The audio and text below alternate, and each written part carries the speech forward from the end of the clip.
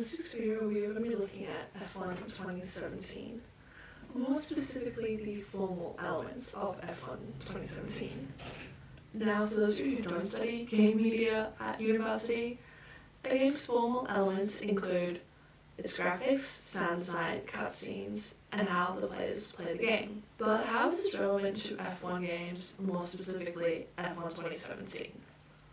Well, F1 2017 was the earliest version of the game I could get my hands on for my PlayStation at such a short notice. So, there's that.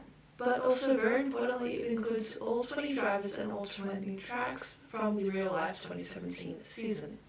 And if you played the F1 games, this is obviously nothing new. However, it doesn't include any of the reserve or one-off drivers from that season, which there were a few of, which is slightly disappointing. And we do have that now. We have multiple other drivers, not just the ones from the actual season that year. But let's return to the circuits for a second. And we're going to dive into an article. What makes a circuit likable and how the different input devices can influence the perception of tracks in racing games. The authors discuss why F1 fans tend to favour certain circuits when it comes to these games. Now I know this sounds boring and academic as hell, but it has a point, I swear. Certain factors like driving style, track attributes, AI ability, assists, and real-life connection all play a major role in whether a fan actually likes a track or not. But what is actually super interesting is the researchers found that whilst they varied slightly in order, the top 5 favourite tracks for fans stayed the same depending on if you had the sim rig or just played with your controller. So the actual way the player played didn't actually have too much impact on whether they liked the track or not. Which is interesting. Even the scores between hot lapping and racing were similar, despite them obviously being two very different ways of playing a game. So what does this tell us about the circuits that people actually liked? So there were actually two things that researchers noticed. One, tracks with some sort of historical relevance were favoured. If you just ignore Austria, that was ranked first, but obviously it's not very historical, but if you just ignore Austria, the other 4 very historical tracks. And 2, tracks with high-speed corners and less gear changes also favoured, which kind of makes sense if you ask me. So if a track had an overall better flow, favoured. Considering how this miniseries is me looking at how F1 games correlate to the real-life seasons, it's the first factor I'm really going to be looking into in this video, the historical relevance of tracks. So the research found that the top 5 tracks were Austria, Spa, Monza, Silverstone and Interlagos. 4 of which have been on the calendar for many years, and F1 fans love when we go there pretty much, like they are some of people's most favourite tracks of the whole season. And after doing my own research by scouring the pits of hell, that is Reddit, I found a few things. For people's opinions on the 2017 games, I found that tracks, again, like Spa, Monza and Silverstone, as well as Canada, tended to be well liked, whilst places such as Baku, Australia and Monaco less so.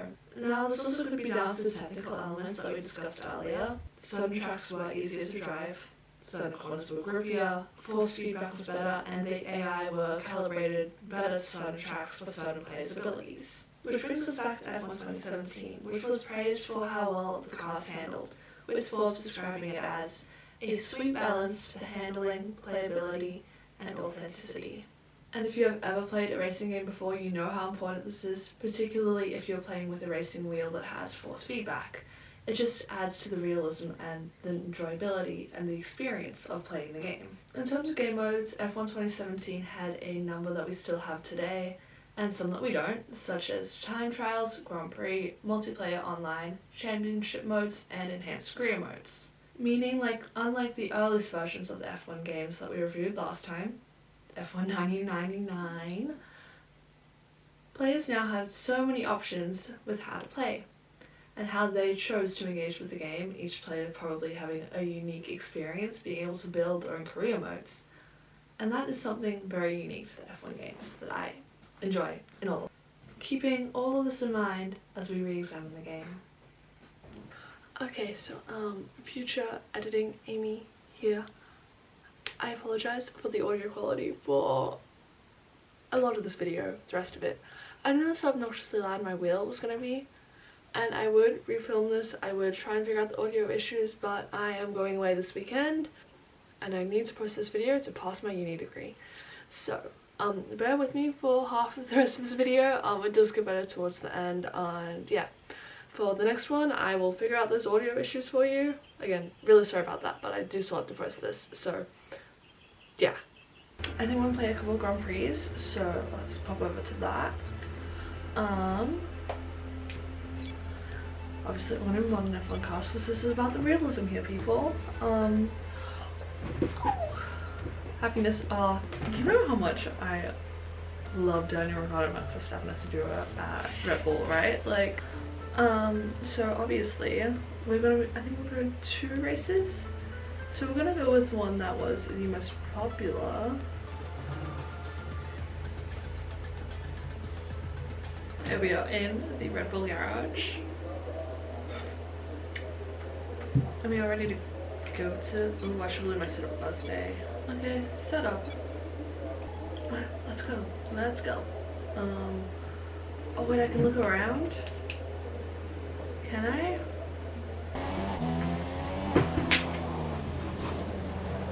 That's not funny. That is not even funny. Okay, we are in practice. We are in the Red Bull garage. I can look around now. Hopefully I don't hit the wall in 5 seconds again.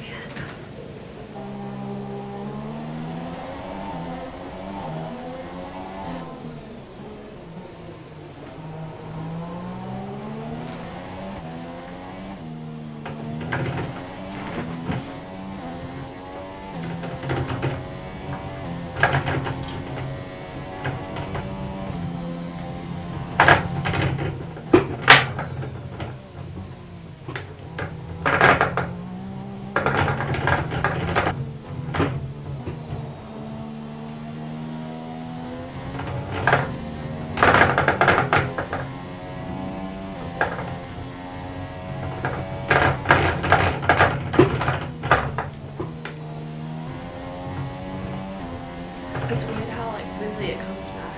Like it doesn't feel difficult.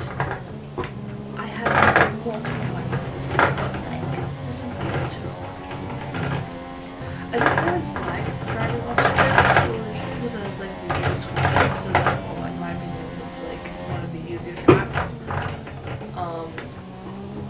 But also it's like, and then like a little mistake you make, it does cost you like a whole bunch. So we'll see. Apparently that was the Johnson Center. I don't know how. I think I might be able to do that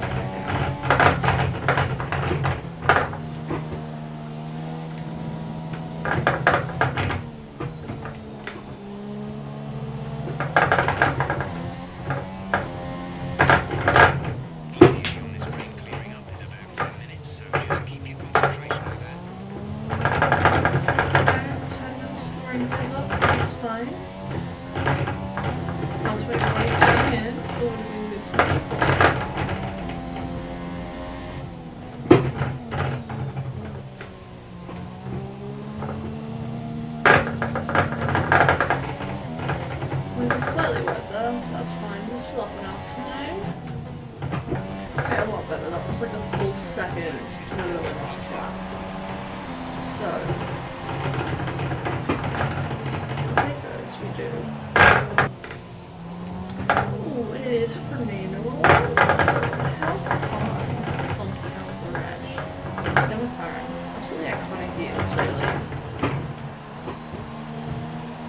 I don't think I was a big fan of this McLaren, but like, it's cool now.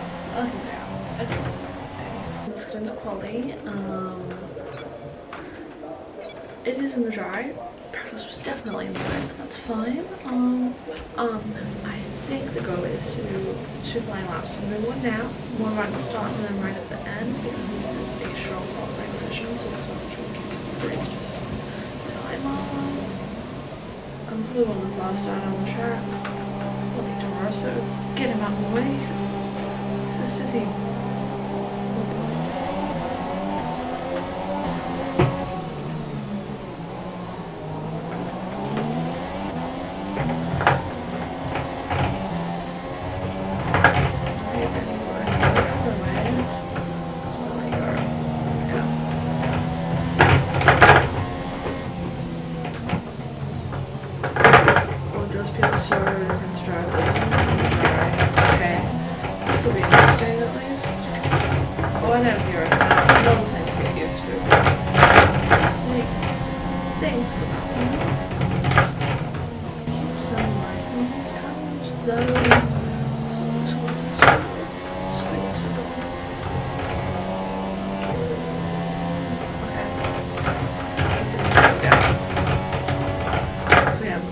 Quite a bit faster than this car, obviously. Let's kick it. Nice. Continue. Obviously.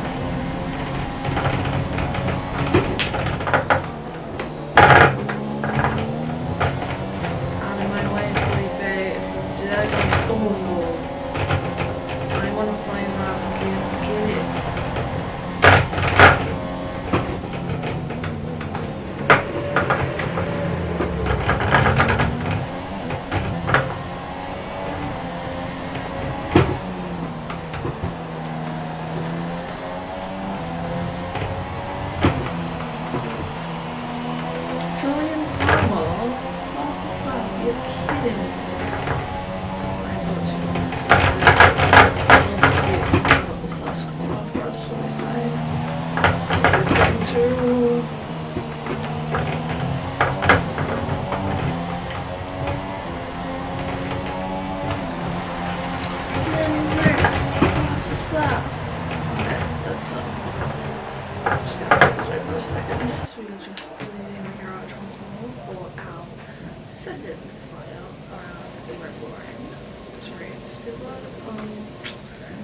Still stopping the timings. What can I say? Just skill, talent, yours truly.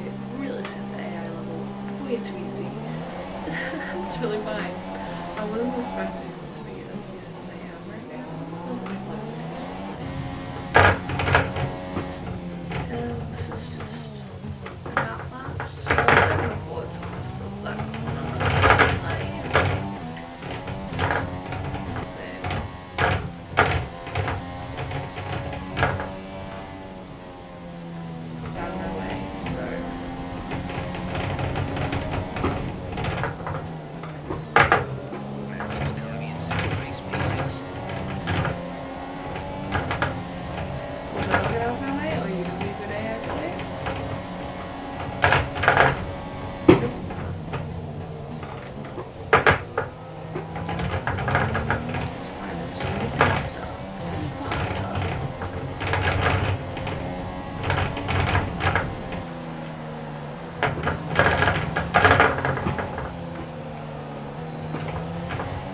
As we wind down from the excitement of qualifying, here's a look at your top three.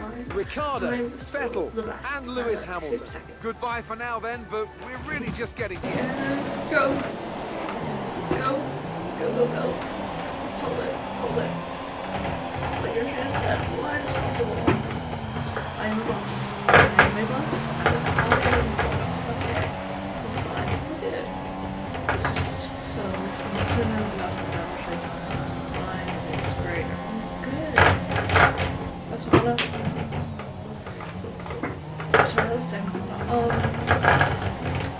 I was want to break DRS. I think it was a great DRS that I should be like well good. That's why I used.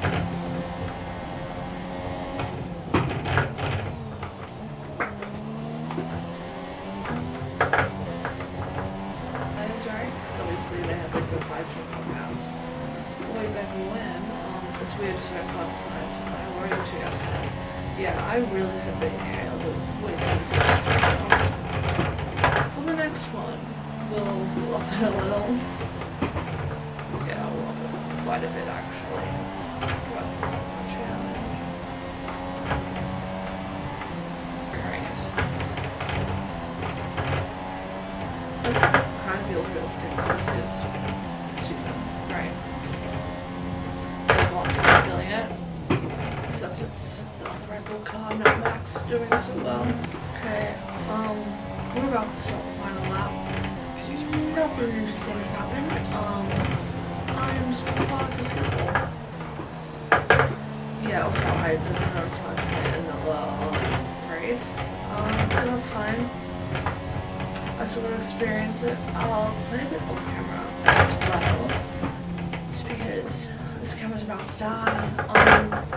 I'll give you some of my videos in a while. But so far it has been really fun. I know we should describe it as fun.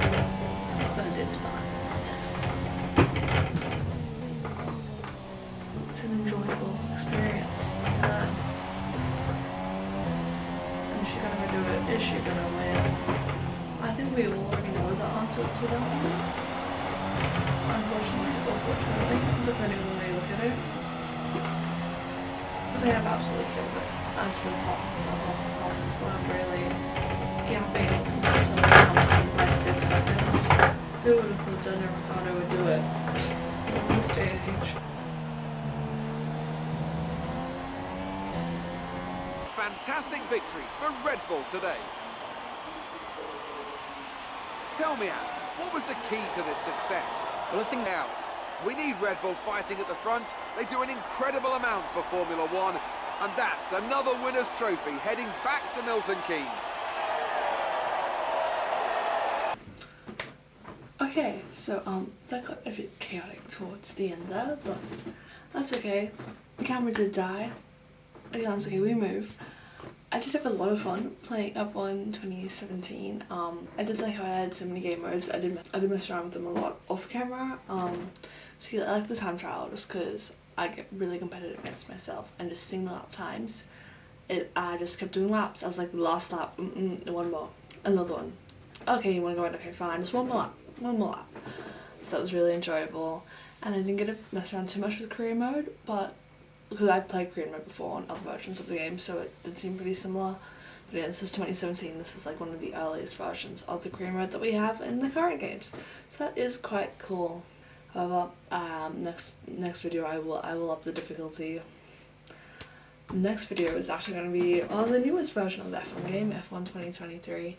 I haven't even played it yet. Again, I've been overseas doing my thing, so I've just been able to reset up that seat and give it another go. Yeah.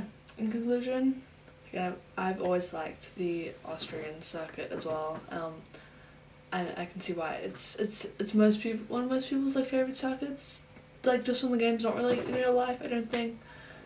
And again, the historic circuits do make sense. Like I did all my time trials on Silverstone, and Silverstone was such like a flowy track. Like it flows so well, and it is so much fun just to like get your foot down and go. And yeah. If you guys want to see me play any more F1 games, do let me know in the comments down below, and make sure to like the video if you liked it, and press the red button to subscribe for more F1 and motorsport related content, and I will see you all in the next one.